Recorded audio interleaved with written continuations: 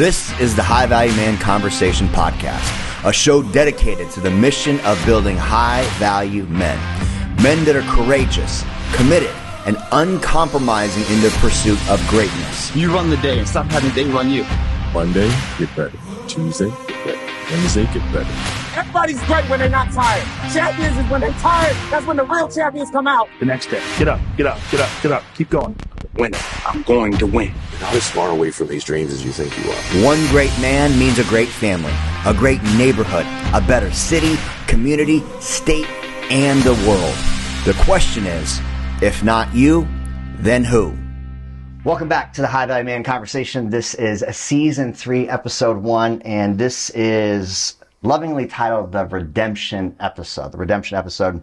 And I had to look up what redemption meant, but redemption is buying back something lost. So there's an exchange of something lost. And I think about where this last year and this last season has really been a buyback of so many areas, but really probably the greatest area is buying back what is most valuable for me as a man, and I think a lot of men, which is a life of fulfillment, having clarity on what fulfillment looks like. And so we're going to dive into this on this episode, this Season 3, Episode 1, in the High Value Man Redemption episode, but also the High Value Man Reboot. The company's getting a new skin. It's getting another Batman. I was going to say Robin. It's not really Robin. It's Batman. It's two Batmans coming together inside of this season. And I'm going to introduce a very good friend of mine, Mr. Josh Lashua. And we're going to dive into the conversation of what it means to be a high-value man and really the 4S. So we talk about 4S inside the coaching program: faith, fitness, family, and finances. These are essential 4 core parts that a man needs to live a life of fulfillment and meaning. If you guys have been following the content for any amount of time, you know that fitness is an area that I feel very confident in. When it comes to finances, I know how to make money, help others create money. When it comes to the area of faith, I'm very, very new in my walk with faith. And I've been pretty open and honest about that, but I'd say it's also been the biggest shift in my life in the last couple of years.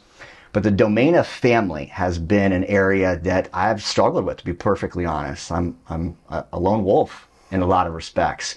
And actually, I talked to Weatherford recently, and he says, "You're not a lone wolf, you're an apostle." But the domain of family, I don't have kids, not married, and it's an area that I've had some insecurity in.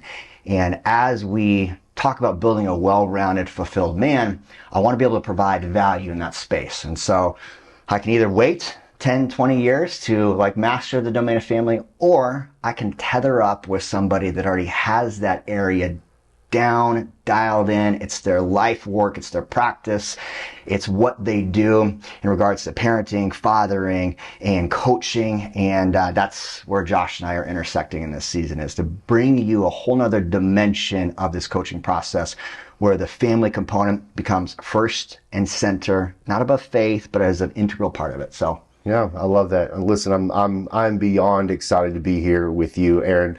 To be here with you, you and I have had the ability to cultivate a really in-depth, intimate relationship over the past several years. I've grown to not only like you and desire to be around you, but even more so to love you.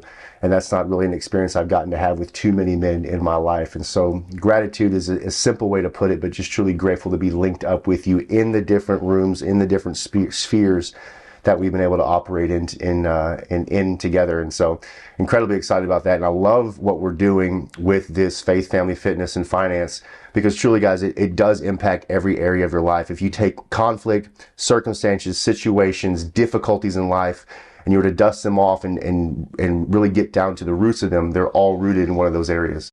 And as men, these are areas that we have to figure out, not just how to understand and how to create consistency in, but really how to master them if we want to live a life that's not just fulfilling, which is necessary for a purpose, but even more so, live a life that others are willing and wanting to follow, specifically starting with our wives and spouses and partners, and then our children, and with the hopes, even more so, of our grandchildren and grandchildren's grandchildren, if you're willing to think that far down the road. Amen. Which legacy we'll tuck on.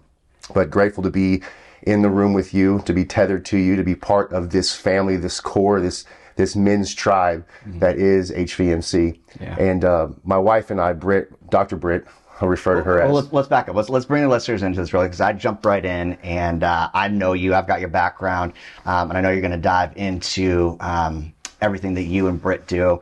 But give the guys like a straight 10,000 foot view who Josh Lashua is and why they should be listening to you inside of the domain of family. That's easy. So the overview of me, Josh Lashua, I have operated in construction for quite a bit, which means I've been in and around men and people, operating the structures of what that takes to be successful. But more so, I've had the opportunity to coach men one-on-one since 2017.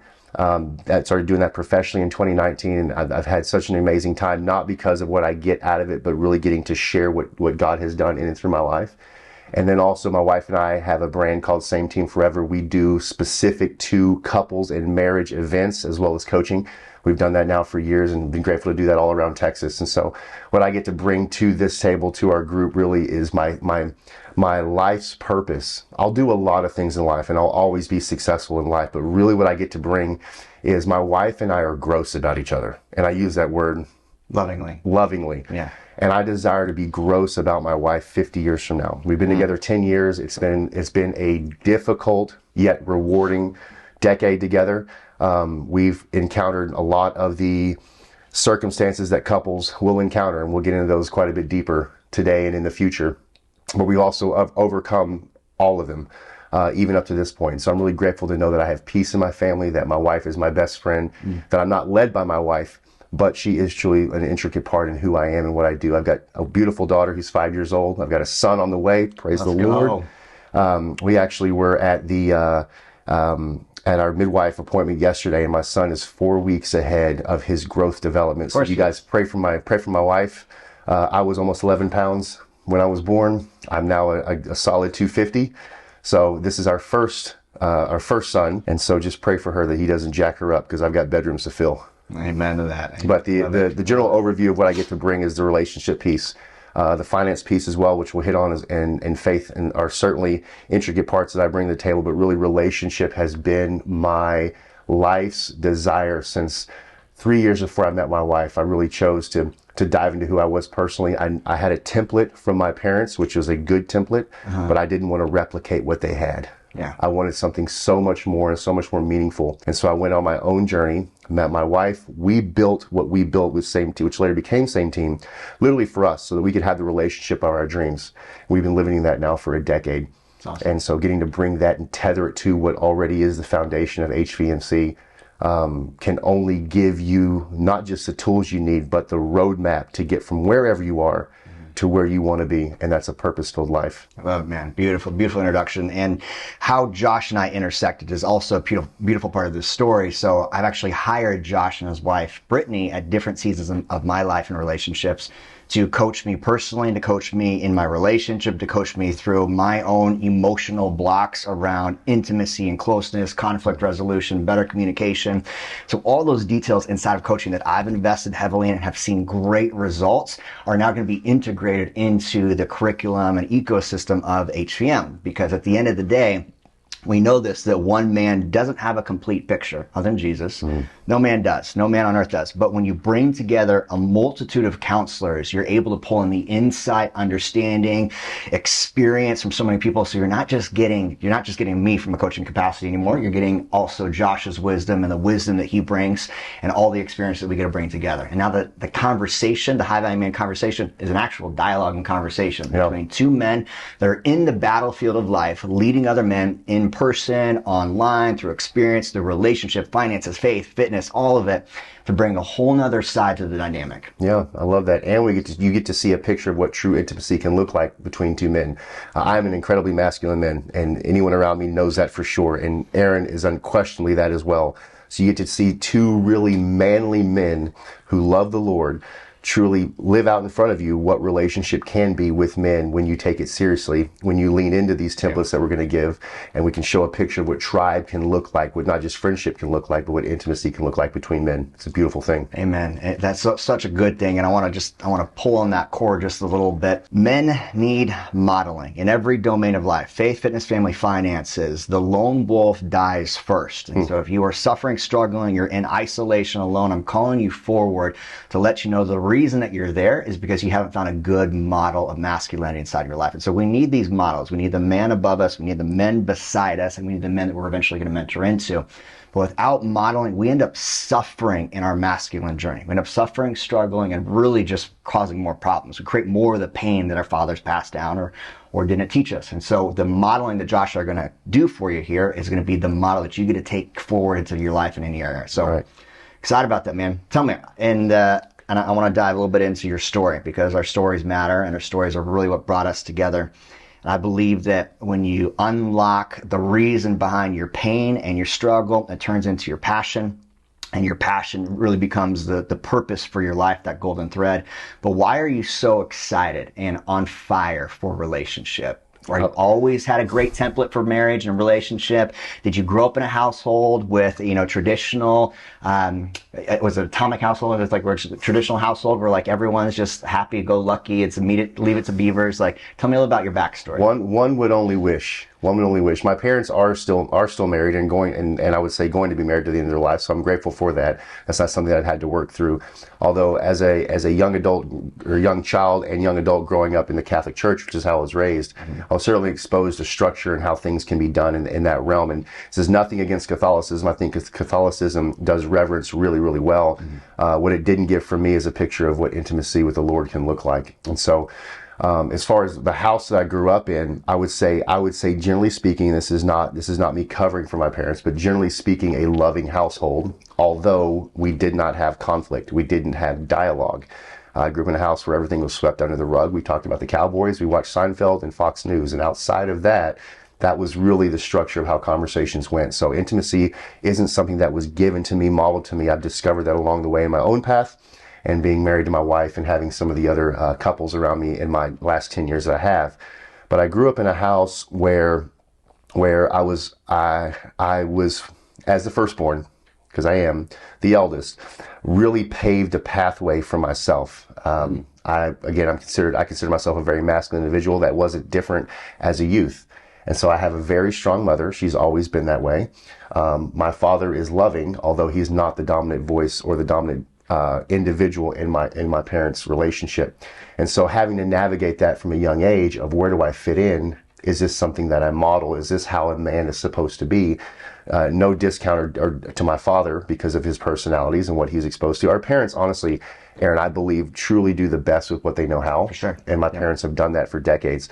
Where I had to discover myself is I didn't fit into that mold. So my mother and I clashed heads my entire youth.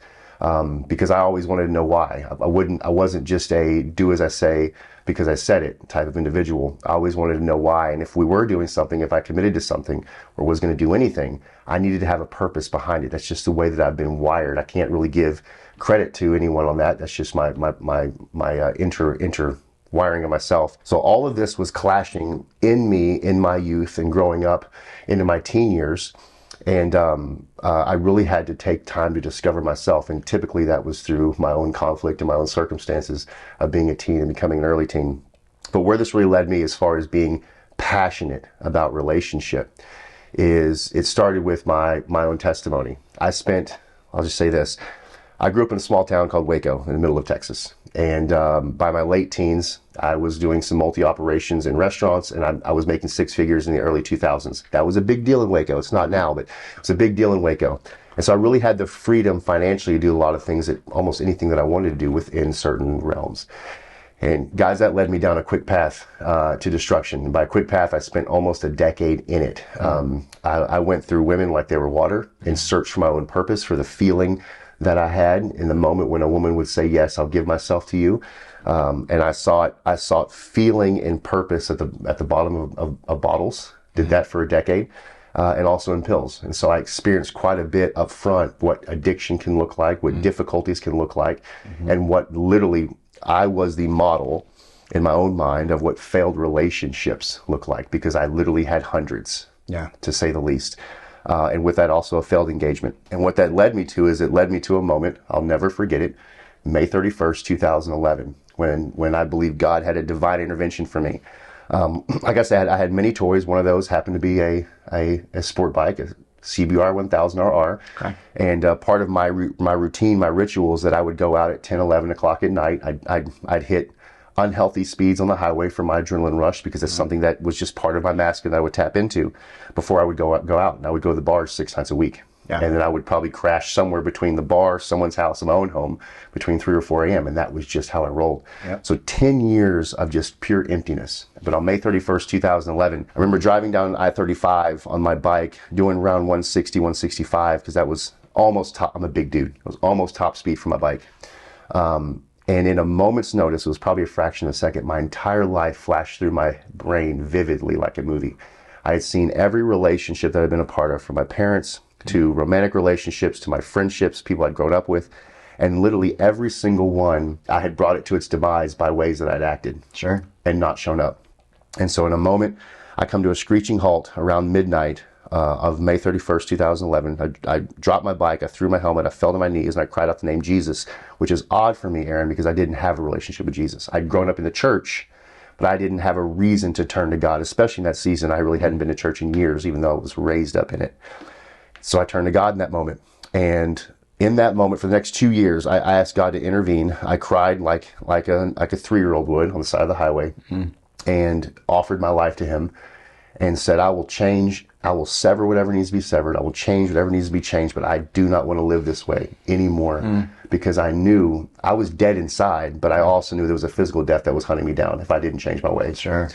So over the next 2 years, I went on a real self-discovery with that. What year was this? This was so May 31st, 2011 is when this happened. Your come to Jesus moment. Come to Jesus. So June 1st, 2011, I literally went in and severed every relationship I had outside of my parents, every relationship I had outside of one friendship that grew up across the street from me. It was one guy. Okay. And I quit going to the bars. I actually quit the 2 jobs that I had. Within 2 weeks, I got 3 more. Okay. Put myself back in college to get myself on some sort of new template, new journey, new role. And one of those I'll always be grateful for, because it's impacted my life even now, is I took a job with Coke, actually, which I would have said is way beneath me in that season of my life, because I was doing pretty well. But I went to stocking shelves Thursday, Friday, Saturday, and Sunday mornings from 4 a.m. to noon. And I did that specifically so I couldn't go party. Yeah, it's good. And be boozed up. So that was a big intricate piece there. And spending time in those jobs away from my group. I moved back home with my parents, which someone in their mid-20s is the last thing you want to do. Yeah. But I realized I needed massive change. So I'm sleeping on the floor in my parents' house in my mid-20s, making little to nothing. And I'm going back to college as an old guy at that point. And so I spent the next 2 years really discovering who I was, and I had little to no relationships at all in my life at that point, outside of this one friend who I'd grown up with. And over the course of that time, I discovered what attachment really is. Before attachment really became a thing, I discovered what authenticity was, because I'd never lived an authentic life. I'd always been who I thought I needed to be in a given room for the sake of acceptance. Sure. And so I spent 2 years on that journey, realizing what I didn't want and attempting to mold what I did want out of that. And at the end of that 2 years is when I met my wife. Actually met her on a social media platform, which, as a belly-to-belly guy, I couldn't stand online stuff, Aaron. Yeah, this was probably during the heyday, though, of Tinder and the dating apps like this. So this was 12 years ago? If you want to mention the platform, it was Tinder. But Okay. Tinder was a what do you call it? A beta program. Sure. So it was brand new. It was very rare. I don't think it was available to everyone. It had a geofence of 50 miles at that point. Yes. Which I didn't know about. My wife at that point lived in Addison. I was in Waco, which is about 125 miles apart. We never should have been on each other's radar as far as the app's concerned. And the app was actually put on my phone by a friend of a girl I worked with and went to school with. We were studying one night for a final, and she took my phone, unbeknownst to me, put the app on there, made a profile for me so that she could see which of her girls were out scoping and hoping for dudes. Had no idea. Yeah. A month and a half later, I'm getting gas in my car and found some, what is this on the back page of my iPhone, back when iPhones were a new deal. So I click on it, just wondering what it is, and this face pops up. And girl, Aaron, she was so fine. It's Brittany in this Kentucky Derby type hat. I'll never forget it. It's my favorite photo of her. And I had to figure out how that thing worked. I figured out how it worked. Started a conversation with her, met her. We talked for 48 hours. Britt's a practicing counselor at this point. She had given up on relationships herself, but she knew lots of the questions to ask and dialogue to have as we walked through that journey together. So in the first 48 hours, she fit to a T my entire list I'd written between my non-negotiables in a future partner and spouse and my negotiables. It'd be nice if she had kind of thing. And when I was able to walk Brilliant through exercise to do if you're in a season of singleness, by the way, is define and refine what it is you want before you step into the relationship. Absolutely. I had taken that list, and I'd probably taken a week to put it together. Really taken a week to put it together. And in the conversations with Brittany during that time, she checked off every single item in my non-negotiables and my list B, which is would be nice if she had. And I knew, because she lived in Addison and I lived in Waco, I knew that if I wasn't being catfished, which was a thing back then, there was a show called Catfish. Sure.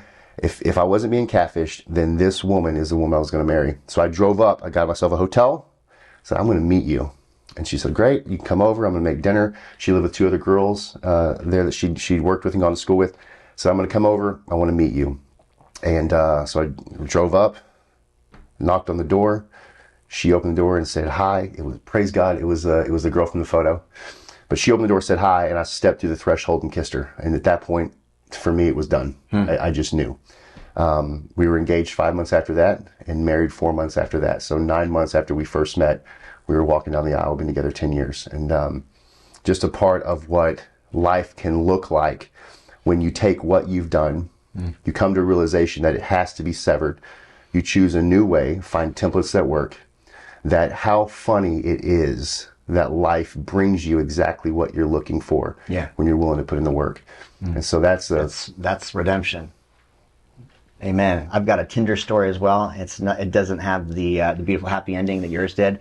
But what I love about that story, man, and this is the reason why you and I are doing life together, especially in this season of the HVMC reboot, is that you are definitive inside of your relationship. You've been super clear. You've practiced, you've done the work, and there's a beautiful dynamic between Josh and Brittany because of who she is, what she brings to the table, the pedigree that she comes from, the template she comes from with her parents.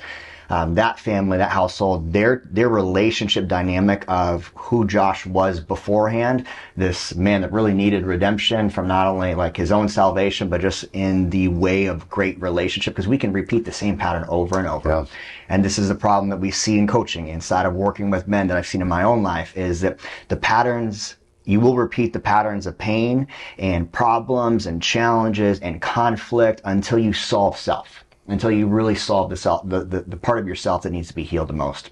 And the beautiful thing about Brittany and Josh, as you guys will get to know them, is that their focus is relationship. It really is. It's the center point of everything they do. It's absolutely true. And the reason that is once we got together and we decided this is what we want to do, is to be together the rest of our lives, is we went through essentially marriage counseling, because Brittany was a practicing one at that point, essentially marriage counseling from day 3 until we got married. We covered literally every potential conflict conversation that a couple might have.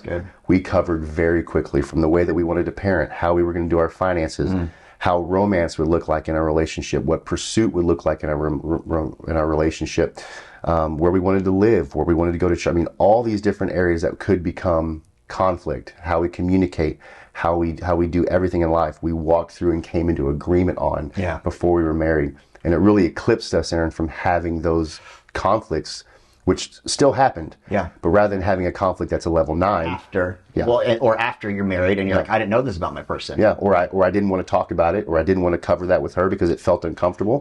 That at some point when it happens, because we all generally have the same bridges to cross in life. Sure. Because we talked about it initially, that conflict was around a 1 or a 2 versus being like a 9 or a 10 knockdown, drag out. Yeah. Yeah, that's good. That's good. So many guys reach out to a coupleship like Brittany and Josh after the problems have already started. Yes. And so when you think about this, most men we're problem-solving creatures. And so we're like, I'm only going to seek a solution when the problem is in my face. I think about just from the standpoint of car maintenance, right? Like regular routine maintenance. Okay, I'm going to push it off as long as possible until there's a blinking light on my dashboard or I get a flat tire on the side of the road. Yeah. That's how most men operate in their 4 domains: faith, fitness, family, finances. I'm not going to put the fire out until something is actually on fire. You do that long enough in your relationship with your person, you create irreparable damage that you can't really come back from unless you have some different tools. Yeah, absolutely. To me, that's the difference between healthcare and sick care. Yeah. Most people, when they think of healthcare, they think about going to see the doctor. They think about going and having something major done in order to stay healthy. Really, that's sick care. You're only addressing it after you're sick. True healthcare starts way before there's ever an issue, right? So again, this is what coaching and HVM really is about. This is what our couple's journey has really been about, is if we're willing to get in and get true health care on ourselves first, and then as couples, then you can negate or even eclipse what becomes sick care later down the road, because it's not that it won't happen, it's just when. Yeah. And I think from the other side too, where I'm in a season of singleness, is that solving your ish before getting into the dynamic of a relationship and diving deep into really how you choose a partner, what your priorities are, what core values look like, what the family vision needs to be, and really identifying that as a high value man before getting into the tether of a relationship is something most people don't talk about. They don't talk about it. They talk about the fact is like, okay, once I'm in it, like then I will be that person I'm supposed to be. But the truth is, if you don't do the work beforehand, all of that ish shows up. It does. It shows up in the relationship explosively, because relationships are designed to mirror to us our defects, our problems, our issues, the parts of ourselves that are unhealed. And that's the beautiful thing, but it's also probably the biggest trouble that most guys are dealing with. Yeah, for sure. And that played out in my life in a very significant way. I'm a logical thinker, but I'm also visual. So I love the equation of X plus Y equals Z, just in general in life. Most everything falls into that. When I think about relationship, X represents the chromosomes XX, Y represents the chromosomes XY. So I own the Y in my XYZ household. And so my wife is a very healthy, very intelligent, brilliant, present X representation. She comes from great stock. Her parents are lovingly married after 40 years. So she's a very healthy X in that equation. On the Y side is I brought in all of my ish. And even though I was madly in love with this girl, madly in love, crazy about her, she's the one. I chose her. Took me 2 days to figure that out. That I still brought in my own stuff into our marriage. And it surfaced a few years in. So if X plus Y equals Z, regardless of how healthy X is, if Y isn't healthy, it'll play out in the Z. Yeah. And so because of the residue in the man that I was leading up to my redemption, I still had residue. I had thinking, I had default ways of life. And so about 3 years into our marriage, I had an affair. It had nothing to do with my wife, that she was lacking in any area. It was really the gap in myself that I was still seeking significance outside of our marriage. And the devil works in ways because he knows our flavor. And he happened to usher me into a room where my flavor was present. And this was when Brittany was getting her doctorate. So as you can imagine, getting your doctorate, you're putting in between 80 to 110 hours a week to get this done. It was a five-year journey that my wife intended to get done in 3. She's a producer. It's how she moves. She is. And so she actually offered to me in that season, she said, this is a very significant part of her life. But if I'm not at the end of the stage to greet her when she walks across and gets her doctorate, then even that journey wouldn't be worth it. And she said, the hours that I'm putting in, is it okay with you? Are we good? Or I am more than willing to back it down so that I can be more present with you, because our marriage is more important. At this point, I was growing several franchises in the Houston area. So I had my own things that I was diving into. But I allowed myself, because I thought, well, Erin, as soon as she graduates, I'll get my wife. So can I just get there as soon as possible? And I denied it. I said, no, honey, we're great, knowing there was a void in me. And so she went about her education as she had been to try to finish it as quickly as she could. And what that did is that gave me an opportunity to be authentic, which I didn't take. And so when that flavor... Was it conscious, though? Yes. It was conscious? Yes. I was very aware of the amount of quality time we were not getting. Got it. Quality time is my number one love language. Yeah. At the same time, I wrote that off, saying if I can just get there, then we'll be just fine. Sacrifice self, the needs of what I want, what I need, to support her, so you're not asking too much. Yep. And which set me up. And so I ended up getting into a work relationship with a woman, and I chose to go and be around this work group, which was all singles, which all drank. And so I started doing that myself to fit into that group. Sure. And what that did is that led me into a place where I chose to be with another woman. And so what that did for me is, honestly, it exposed so much inside myself. Because if you would have asked me in that moment what I thought of myself, it'd be pretty high, pretty self-confident individual. Yet there was such a void in me that I sought in that I completely ignored all the red lights for myself. And it dropped a grenade, not just in my marriage, but in our family. And fast forward a little bit past that difficult moment, the day I was found out, one, I'd never felt more relieved in my life, which is really strange. There's so much weight in carrying something like that, whether it's addiction, a certain type of abuse, or even an affair, is that I'd never felt more relieved in my life because I didn't have to hide this person anymore. And by the person, it was me. Sure. I remember getting called by my wife's father. And Scott Lashua. And he said, you need to get over to my house right now. And I immediately knew what was up. I immediately knew. Yeah. So I met with Scott and Darlene, who's Brittany's mom, first. And we had quite the conversation, as you can imagine. I had hurt them. They were shattered. They didn't see it coming. And then also, Scott, being the leader that he is, said, we're going to have a family meeting tonight. And what that included was Brittany and I, Scott and Darlene, and then Brittany's brother, Garrett, who is Navy SEAL, and his wife. And we actually that evening sat down at a round table in the kitchen and talked about, one, I got to hear from each individual how much pain I'd brought into our relationship, what that meant, where they stood. I had taken any bit of trust that I had built, and trust is earned in droplets, lost in buckets, and I poured mine out. And so Scott actually said to me that because of our beliefs in what marriage is in the Bible, is that the family would back whatever Brittany's decision would be. Wow. And so Brittany had the opportunity. Let's pause there for just a second here. The current listeners for HVMC and those who follow my story, like this is a template in action that is worth modeling, first and foremost. And I've coached hundreds of men that have had affairs, that are walking through affairs, or walking into the season. And it's typically a dynamic where avoidance is the primary tool. I want to avoid dealing with the hard stuff. I don't actually want to process the hurt that I've done. I want to justify it. And it's rare that the parents are actually intercede to provide great leadership. So when I talk about the pedigree that you married into with Brittany and her family, the Uncle Box, which you'll definitely hear us reference over time, they come from a really, really good stock. Yeah. Scott and Darlene are a template for marriage and relationship, 40 years strong, that has been intentionally lived after. It is. And so they're two children. Brittany Lashua, doctor, counseling, therapy, like very business owner, professor, feminine, powerful woman. Yeah.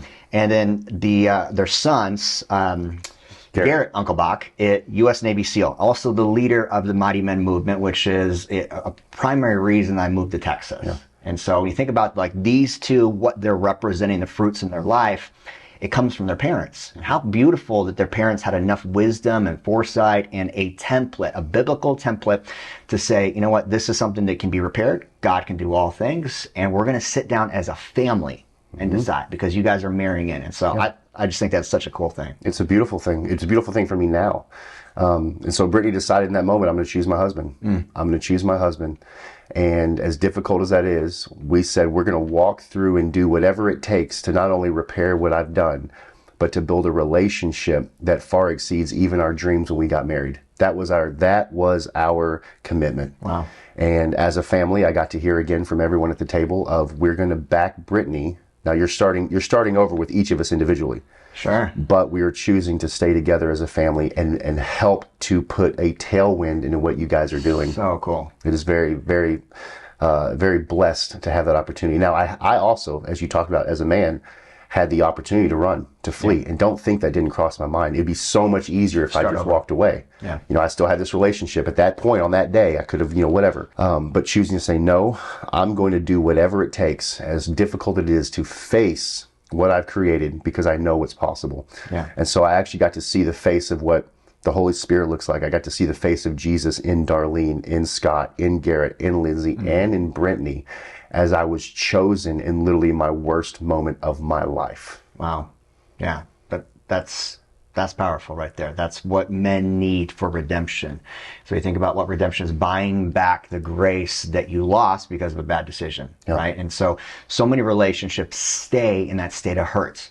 Like, you wrong me, I'm going to wrong you back. I'm going to build on this resentment, frustration, irritation, anger, and it gets passed on generation past generation, and we wonder why we're such a world that's all messed up. But this is like, when you first shared the story with me, when we were first talking about coming together in this business, I was blown away, because I've looked to your marriage and your relationship as like one that's on a pedestal, some capacity. I know that we should never put anybody on a pedestal. We all are flawed and broken by ourselves, but I love that background, because it's when your pain meets your passion that purpose is truly designed. And then your purpose as a couple, as a family, and having that same team movement has so much more weight, so much more authority, so much more credibility because of the darkness you've walked through. Absolutely does. It certainly does.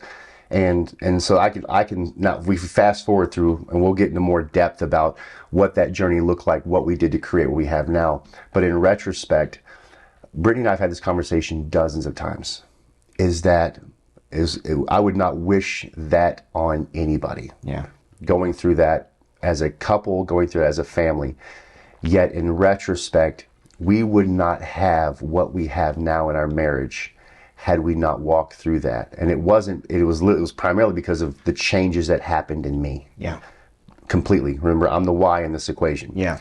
And so the evolution Let's pause there for a second.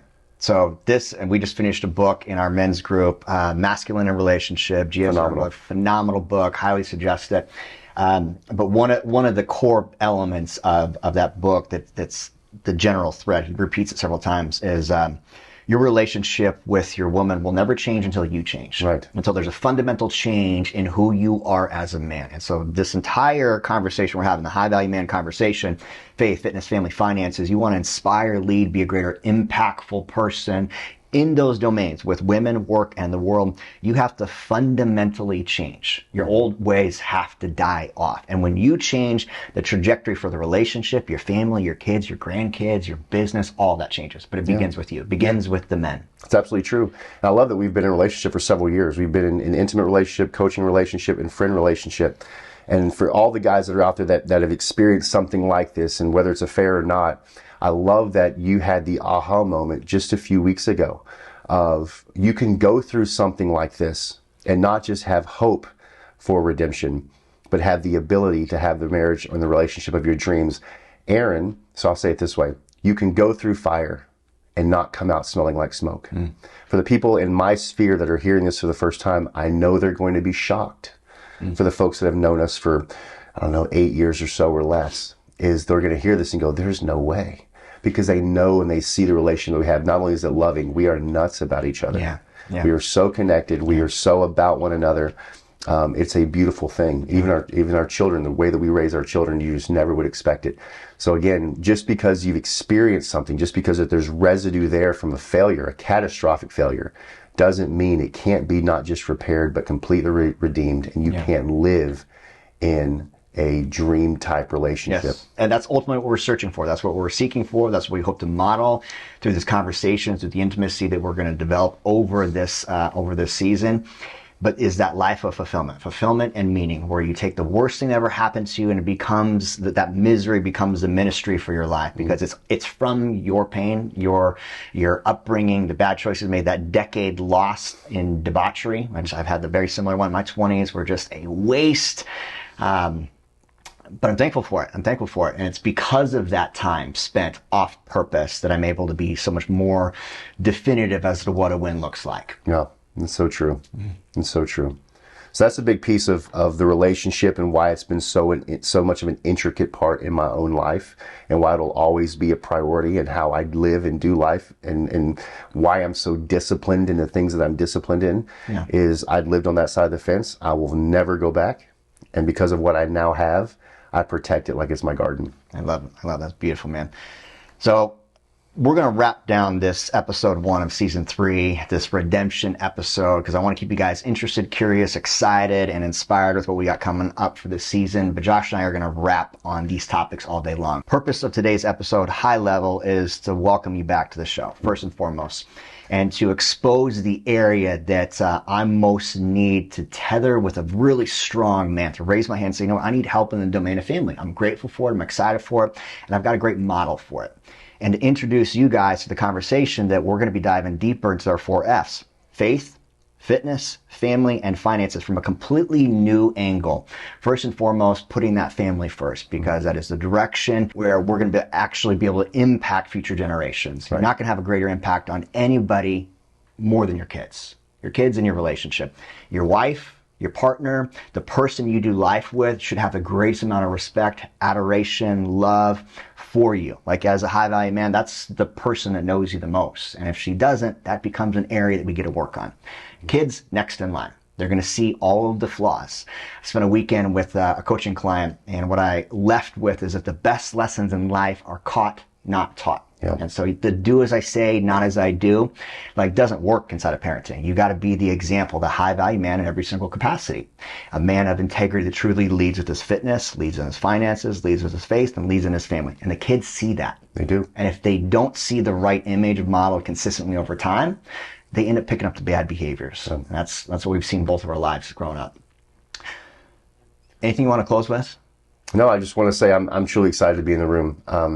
With what we have to bring in each of these pillars to you men is going to be incredibly exciting. This is just a taste of what is in store. And so I'm grateful to have you on. I'm looking forward to future conversations, future dialogues as we continue to expose not just parts of ourselves, but the models that we've created in our lives, that we've really taken the time to usher into what has made our lives so significant. And I know that the way that we live has impacted hundreds, if not thousands of individuals and families. And so we're here to gift that to you in and through dialogue. And so I look forward to that. Boom. Much love, many blessings, and we'll talk to you soon.